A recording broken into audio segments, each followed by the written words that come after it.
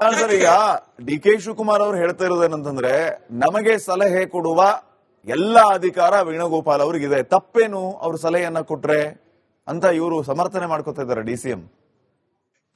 ಸಲಹೆನ ಪಿಣರಾಯಿ ವಿಜಯನ್ ಫೋನ್ ಮಾಡಿ D K Shivakumar ಕಿವಿಲಿ ಹೇಳಲಿಲ್ಲ, ಸಾರ್ವಜನಿಕರಾಗಿ ಹೇಳಿದ್ರು. ಸಾರ್ವಜನಿಕ ಮಾತಾಡುದು ಸಲಹೆ ಅಲ್ಲ, ಅದು ರಾಜಕಾರಣ. ಸಲಹೆ ಕೊಡೋದಕ್ಕೆ ಫೋನ್ ಮಾಡಿ ಸಿದ್ದರಾಮಯ್ಯ ಅವ್ರಿಗೂ ಡಿ ಕೆ ಶಿವಕುಮಾರ್ ಮಾತಾಡ್ತಾರೆ. ಈ ಸಾರ್ವಜನಿಕ ಹೇಳಿಕೆ ಕೊಡೋದಿದೆಯಲ್ಲ, ದಟ್ ಇಸ್ ಕಾಲ್ಡ್ ಪಬ್ಲಿಕ್ ಪೋಸ್ಟರಿಂಗ್. ಈ ರೀತಿ ಕರ್ನಾಟಕ ಸರ್ಕಾರವನ್ನ ಪಕ್ಕದ ರಾಜ್ಯ ತನ್ನ ಆಂತರಿಕ ವ್ಯವಹಾರಗಳಲ್ಲಿ ವಿಚಾರದಲ್ಲಿ ತಲೆ ತೋರಿಸಿ ಒಂದು ಕೆಟ್ಟ ರೀತಿಯಲ್ಲಿ ಬಿಂಬಿಸೋದು, it is real back politics. ನಾವು ಅದನ್ನೇ ಮಾಡೋಣ. ನಾವು ದಿನ ಪ್ರತಿದಿನ ಕೇರಳದಲ್ಲಿ ಏನ್ ನಡೀತಾ ಇದೆ, ಎಷ್ಟು ಕೊಲೆಗಳಾಗ್ತಾ ಇದಾವೆ, ಅಲ್ಲಿ ಏನೇನು ಸೆಕ್ಸ್ ಕ್ಯಾಂಡ್ ಆಗ್ತಾ ಇದಾವೆ, ಇದರ ಮಾತಾಡಿ ಕೂತ್ಕೊಂಡ್ಬಿಡೋಣ. ಕರ್ನಾಟಕ ಸರ್ಕಾರ ಮಾಡ್ತಾರೆ, ಡಿ ಕೆ ಶಿವಕುಮಾರ್ ಸುಮ್ಮನಿರ್ತಾರವಾಗ ಕೇರಳದ ಮುಖ್ಯಮಂತ್ರಿಗಳು. ನನ್ನ ಪ್ರಶ್ನೆ ಏನಂದ್ರೆ, ವೇಣುಗೋಪಾಲ್ ಆಗ್ಲಿ ಪಿಣರಾಯಿ ವಿಜಯನ್ ಆಗ್ಲಿ ಇವ್ರ ಎಂಟ್ರಿ ಯಾಕೆ ಇದರಲ್ಲಿ ಅಂತ? ಕರ್ನಾಟಕ ಸರ್ಕಾರ ಇದೆ, ದಕ್ಷ ಸಿಎಂ ಇದಾರೆ, ಡಿಸಿಎಂ ಇದಾರೆ, ಇಲಾಖೆ ಅಧಿಕಾರಿಗಳಿದ್ದಾರೆ, ನೋಡ್ಕೋತಾರೆ. ವೇಣುಗೋಪಾಲ್ ಹೇಳಿದ್ರೇನೆ ಮಾಡ್ಬೇಕಾ ಅಥವಾ ಪಿಣರಾಯಿ ವಿಜಯನ್ ಹೇಳಿದ್ರೇನೆ ಮಾಡ್ಬೇಕಾ? ಅಷ್ಟೇ ಅಲ್ಲ ಕೇರಳದ ಸಂಸದರು, ಶಾಸಕರು, ಆ ಕೋಗಿಲು ಈ ತರದ ಒಂದು ಡಿಮಾಲಿಷನ್ ಚಟುವಟಿಕೆ ಆಗಿದೆ, ಆ ಒಂದು ಪ್ರದೇಶಕ್ಕೆ ವಿಸಿಟ್ ಕೊಡ್ತಾರೆ. ಏನಿದು? ಯಾಕೆ ಇಷ್ಟು ಮೊದಲು ನಾವು ತನಿಖೆ ಮಾಡಬೇಕಾದ್ರೆ ಯಾಕೆ ಕೇರಳದ ಮುಖ್ಯಮಂತ್ರಿ ಅಥವಾ ಸಂಸದರು, ಶಾಸಕರು ಇದೇ ಒಂದು ಲೇಔಟ್ ಬಗ್ಗೆ, ಇದೇ ಒಂದು ಮನೆಗಳ ಬಗ್ಗೆ ಯಾಕೆ ಆಸಕ್ತಿ ತೋರಿಸ್ತಿದ್ದಾರೆ? ಇಂಥ ಸಾವಿರಾರು ಆಗಿದೆ ಎಲ್ಲ ರಾಜ್ಯಗಳಲ್ಲಿ, ಕೇರಳದಲ್ಲೂ ಆಗಿದೆ, ಕರ್ನಾಟಕದಲ್ಲೂ ಆಗಿದೆ. ನಾವು ಯಾವ ಬಿಡಿ ಅಧಿಕಾರಿಗಳ ಕೇಳಿ ಅವ್ರ ಪ್ರತಿ ವರ್ಷ ಹತ್ತಾರು ಅಕ್ರಮ ಕಟ್ಟಡ ತೆರವುಗೊಳಿಸಿದ್ದಾರೆ. ಯಾಕೆ ಅದನ್ನೆಲ್ಲ ಇದೊಂದು ಮಾತಾಡ್ತಿದ್ದಾರೆ ಪಿಣರಾಯಿ ವಿಜಯನ್. ಇಲ್ಲಿ ಏನಿದೆ ಅವ್ರ ಇಂಟ್ರೆಸ್ಟ್, ಇಲ್ಲಿ ಯಾಕೆ ಅವ್ರಿಗೆ ತೋರಿಸ್ತಿದ್ದಾರೆ ಅದನ್ನು ತನಿಖೆ ಮಾಡ್ಬೇಕು ನಾವು ಮೊದಲು. ಹಾಗೆ ನೋಡಿದ್ರೆ ಅನೇಕ ವಿಚಾರಗಳಲ್ಲಿ ಎಲ್ಲ ಸರ್ಕಾರಗಳು ಈ ಒಂದು ಬಡವರ ಮನೆಗಳ ತಪ್ಪು ಮಾಡ್ತವೆ. ಅದನ್ನ ಟೀಕೆ ಮಾಡೋಲ್ಲ, ಅದು ಬೇರೆ ಬೇರೆ ದೊಡ್ಡ ವಿಷಯ. ಆದ್ರೆ ಇಲ್ಲಿ ಈ ಒಂದೇ ಒಂದು ವಿಚಾರದ ಬಗ್ಗೆ ಯಾಕೆ ಪಿಣರಾಯಿ ವಿಜಯನ್ ಈಸ್ ಇಂಟ್ರೆಸ್ಟೆಡ್?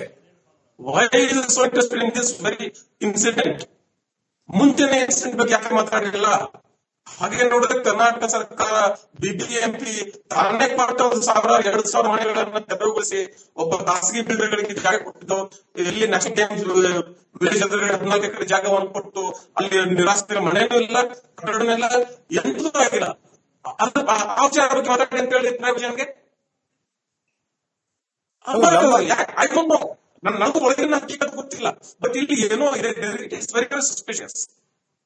ಅಲ್ಲ, ನಮ್ಮ ರಾಜ್ಯ ಸರ್ಕಾರ ಇಷ್ಟೊಂದು ದುರ್ಬಲವಾಯ್ತಾ ಅನ್ನುವಂತಹ ನನ್ನ ನೇರ ಪ್ರಶ್ನೆ. ಯಾಕಂದ್ರೆ ಇಲ್ಲಿ ಅಕ್ರಮ ವಲಸಿಗರ ಮನೆಗಳನ್ನ ಜೆಸಿಬಿಯಿಂದ ಕೆಡುತ್ತಾರೆ, ಆ ಕಡೆ ಕೇರಳದ ಎಂಎಲ್ಎಗಳು ಎಂಪಿಗಳು ಬರೋದಂತೆ, ಮುಖ್ಯಮಂತ್ರಿಗಳು ಮಾತಾಡೋದಂತೆ, ಹೈಕಮಾಂಡ್ ಇವರಿಗೆ ಬುದ್ಧಿ ಹೇಳೋದಂತೆ. ಇಷ್ಟೊಂದು ದುರ್ಬಲಗೊಂಡ್ರ ಅನ್ನುವಂಥದ್ದು ಪ್ರಶ್ನೆ. ಮತ್ತೊಂದ್ ಕಡೆ ಡ್ರಗ್ಸ್ ವಿಚಾರದಲ್ಲೂ ಅಷ್ಟೇ, ಮಹಾರಾಷ್ಟ್ರದವರು ಬಂದು ನಮ್ಮಲ್ಲಿ ರೇಡ್ ಮಾಡ್ತಿದ್ದಾರೆ, ನಮ್ಮವ್ರು ಏನ್ ಮಾಡ್ತಿದ್ದಾರೆ ಅನ್ನೋದು ನಮ್ಗೆ ಅರ್ಥ ಆಗ್ತಾ ಇಲ್ಲ. ಈ ಎರಡು ಘಟನೆಗಳು ಬಹಳ ಕರ್ನಾಟಕ ಸರ್ಕಾರದ ಬಗ್ಗೆ ಬಹಳ ದೊಡ್ಡ ಪ್ರಶ್ನಾರ್ಥಕ ಚಿಹ್ನೆಯನ್ನ ಮೂಡಿಸ್ತದೆ ಮನಸ್ಸಲ್ಲಿ. ನಾವು ಕರ್ನಾಟಕದ ಸರ್ಕಾರ, ಕರ್ನಾಟಕದ ಮುಖ್ಯಮಂತ್ರಿ ನಡೆಸ್ತಿದಾರ, ಕೇರಳದ ಮುಖ್ಯಮಂತ್ರಿ ನಡೆಸ್ತಿದಾರ, ಮಹಾರಾಷ್ಟ್ರದ ಮುಖ್ಯಮಂತ್ರಿ ನಡೆಸ್ತಿದಾರ, ಒಂದು ಗೊತ್ತಾಗೋದಿಲ್ಲ.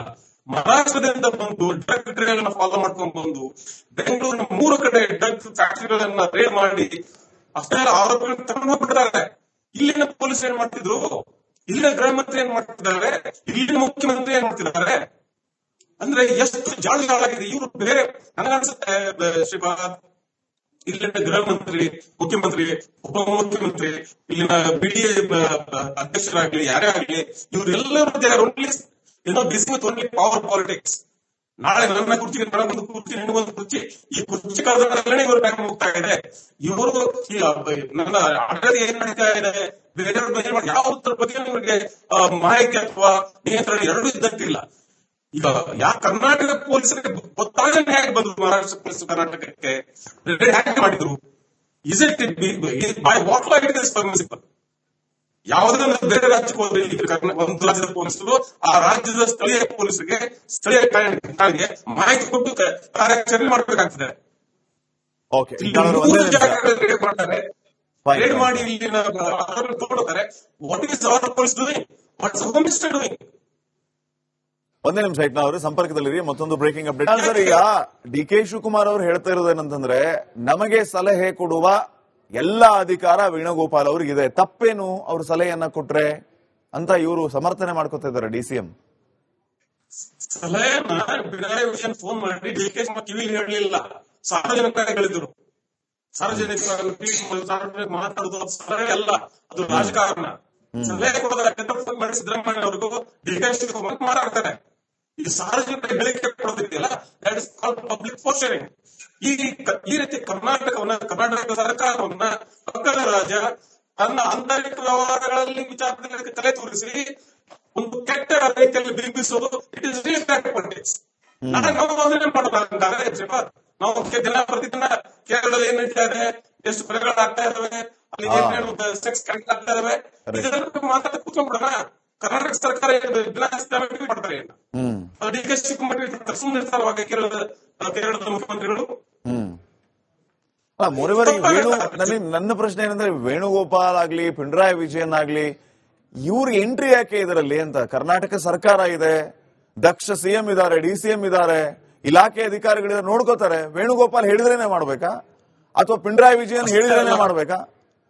ಅಷ್ಟೇ ಅಲ್ಲ ಕೇರಳದ ಸಂಸದರು, ಶಾಸಕರು, ಆ ಕೋಗಿಲು ಈ ತರದ ಒಂದು ಡಿಮಾಲಿಷನ್ ಚಟುವಟಿಕೆ ಆಗಿದೆ, ಆ ಒಂದು ಪ್ರದೇಶಕ್ಕೆ ವಿಸಿಟ್ ಕೊಡ್ತಾರೆ. ಏನಿದು? ಯಾಕೆ ಇಷ್ಟು ಮೊದಲು ನಾವು ತನಿಖೆ ಮಾಡಬೇಕಾದ್ರೆ ಯಾಕೆ ಕೇರಳದ ಮುಖ್ಯಮಂತ್ರಿ ಅಥವಾ ಸಂಸದರು, ಶಾಸಕರು ಇದೇ ಒಂದು ಲೇಔಟ್ ಬಗ್ಗೆ, ಇದೇ ಒಂದು ಮನೆಗಳ ಬಗ್ಗೆ ಯಾಕೆ ಇಷ್ಟು ಆಸಕ್ತಿ ತೋರಿಸ್ತಿದ್ದಾರೆ? ಇಂಥ ಸಾಧನೆ ಆಗಿದೆ ಎಲ್ಲ ರಾಜ್ಯಗಳಲ್ಲಿ, ಕೇರಳದಲ್ಲೂ ಆಗಿದೆ, ಕರ್ನಾಟಕದಲ್ಲೂ ಆಗಿದೆ. ನಾವು ಯಾವ ಬಿಡಿ ಅಧಿಕಾರಿಗಳ ಕೇಳಿ ಅವ್ರ ಪ್ರತಿವರ್ಷ ಹತ್ತಾರುಗಳು ಅಕ್ರಮ ಕಟ್ಟಡ ತೆರವುಗೊಳಿಸಿದ್ದಾರೆ. ಯಾಕೆ ಅದನ್ನೆಲ್ಲ ಇದೊಂದು ಮಾತಾಡ್ತಿದ್ದಾರೆ ಪಿಣರಾಯಿ ವಿಜಯನ್? ಇಲ್ಲಿ ಏನಿದೆ ಅವ್ರ ಇಂಟ್ರೆಸ್ಟ್, ಇಲ್ಲಿ ಯಾಕೆ ಅವ್ರಿಗೆ ತೋರಿಸ್ತಿದ್ದಾರೆ ಅದನ್ನು ತನಿಖೆ ಮಾಡ್ಬೇಕು ನಾವು ಮೊದಲು. ಹಾಗೆ ನೋಡಿದ್ರೆ ಅನೇಕ ವಿಚಾರಗಳಲ್ಲಿ ಎಲ್ಲ ಸರ್ಕಾರಗಳು ಈ ಒಂದು ಬಡವರ ಮನೆಗಳ ವಿಚಾರದಲ್ಲಿ ತಪ್ಪು ಮಾಡ್ತವೆ. ಅದನ್ನ ಟೀಕೆ ಮಾಡೋಲ್ಲ, ಆ ವಿಚಾರ ಬೇರೆ, ದೊಡ್ಡ ವಿಷಯ. ಆದ್ರೆ ಇಲ್ಲಿ ಈ ಒಂದೇ ಒಂದು ವಿಚಾರದ ಬಗ್ಗೆ ಯಾಕೆ Pinarayi Vijayan is interested? Why is so interested in this very incident? ಮುಂಚೆನೆ ಇನ್ಸಿಡೆಂಟ್ ಬಗ್ಗೆ ಯಾಕೆ ಮಾತಾಡಲಿಲ್ಲ? ಹಾಗೆ ನೋಡಿದ್ರೆ ಕರ್ನಾಟಕ ಸರ್ಕಾರ ಬಿಬಿಎಂಪಿ ತಾನೇ ಮಾಡ್ತಾ 1,000-2,000 ಮನೆಗಳನ್ನ ತೆರವುಗೊಳಿಸಿ ಒಬ್ಬ ಖಾಸಗಿ ಬಿಲ್ಡರ್ಗಳಿಗೆ ಜಾಗ ಕೊಟ್ಟಿದ್ದು, ಎಲ್ಲಿ ನ್ಯಾಷನಲ್ ಡ್ಯಾಮ್ ವಿಲೇಜ್ ಎದುರುಗಡೆ 14 ಎಕರೆ ಜಾಗವನ್ನು ಕೊಟ್ಟು ಅಲ್ಲಿ ನಿರಾಶ್ರಿತರ ಮನೆಯೂ ಇಲ್ಲ, ಕಟ್ಟಡನೂ ಇಲ್ಲ, ಎಂತೂ ಆಗಿಲ್ಲ. ಆ ವಿಚಾರ ಬಗ್ಗೆ ಮಾತಾಡಿ ಅಂತ ಹೇಳಿ ವಿಜಯನ್ಗೆ ನನಗೂ ಒಳಗಿನ ಹಕ್ಕಿಕತೆ ಗೊತ್ತಿಲ್ಲ. ಬಟ್ ಇಲ್ಲಿ ಏನೋ ಇದೆ, ಇಟ್ಸ್ ವೆರಿ ಸಸ್ಪಿಷಿಯಸ್. ಅಲ್ಲ, ನಮ್ಮ ರಾಜ್ಯ ಸರ್ಕಾರ ಇಷ್ಟೊಂದು ದುರ್ಬಲವಾಯ್ತಾ ಅನ್ನುವಂತಹ ನನ್ನ ನೇರ ಪ್ರಶ್ನೆ. ಯಾಕಂದ್ರೆ ಇಲ್ಲಿ ಅಕ್ರಮ ವಲಸಿಗರ ಮನೆಗಳನ್ನ ಜೆಸಿಬಿಯಿಂದ ಕೆಡುತ್ತಾರೆ, ಆ ಕಡೆ ಕೇರಳದ ಎಂಎಲ್ಎಗಳು ಎಂಪಿಗಳು ಬರೋದಂತೆ, ಮುಖ್ಯಮಂತ್ರಿಗಳು ಮಾತಾಡೋದಂತೆ, ಹೈಕಮಾಂಡ್ ಇವರಿಗೆ ಬುದ್ಧಿ ಹೇಳೋದಂತೆ. ಇಷ್ಟೊಂದು ದುರ್ಬಲಗೊಂಡ್ರ ಅನ್ನುವಂಥದ್ದು ಪ್ರಶ್ನೆ. ಮತ್ತೊಂದ್ ಕಡೆ ಡ್ರಗ್ಸ್ ವಿಚಾರದಲ್ಲೂ ಅಷ್ಟೇ, ಮಹಾರಾಷ್ಟ್ರದವರು ಬಂದು ನಮ್ಮಲ್ಲಿ ರೇಡ್ ಮಾಡ್ತಿದ್ದಾರೆ, ನಮ್ಮವ್ರು ಏನ್ ಮಾಡ್ತಿದ್ದಾರೆ ಅನ್ನೋದು ನಮ್ಗೆ ಅರ್ಥ ಆಗ್ತಾ ಇಲ್ಲ. ಈ ಎರಡು ಘಟನೆಗಳು ಬಹಳ ಕರ್ನಾಟಕ ಸರ್ಕಾರದ ಬಗ್ಗೆ ಬಹಳ ದೊಡ್ಡ ಪ್ರಶ್ನಾರ್ಥಕ ಚಿಹ್ನೆಯನ್ನ ಮೂಡಿಸ್ತದೆ ಮನಸ್ಸಲ್ಲಿ. ನಾವು ಕರ್ನಾಟಕದ ಸರ್ಕಾರ, ಕರ್ನಾಟಕದ ಮುಖ್ಯಮಂತ್ರಿ ನಡೆಸ್ತಿದಾರ, ಕೇರಳದ ಮುಖ್ಯಮಂತ್ರಿ ನಡೆಸ್ತಿದಾರ, ಮಹಾರಾಷ್ಟ್ರದ ಮುಖ್ಯಮಂತ್ರಿ ನಡೆಸ್ತಿದಾರ, ಒಂದು ಗೊತ್ತಾಗೋದಿಲ್ಲ. ಮಹಾರಾಷ್ಟ್ರದಿಂದ ಬಂದು ಡ್ರಗ್ ಟ್ರೇಲ್ ಫಾಲೋ ಮಾಡ್ಕೊಂಡು ಬಂದು ಬೆಂಗಳೂರಿನ 3 ಕಡೆ ಡ್ರಗ್ ಫ್ಯಾಕ್ಟರಿಗಳನ್ನ ರೇಡ್ ಮಾಡಿ ಅಷ್ಟೇ ಆರೋಪಿಗಳನ್ನು ತಗೊಂಡು ಹೋಗ್ಬಿಟ್ಟಿದ್ದಾರೆ.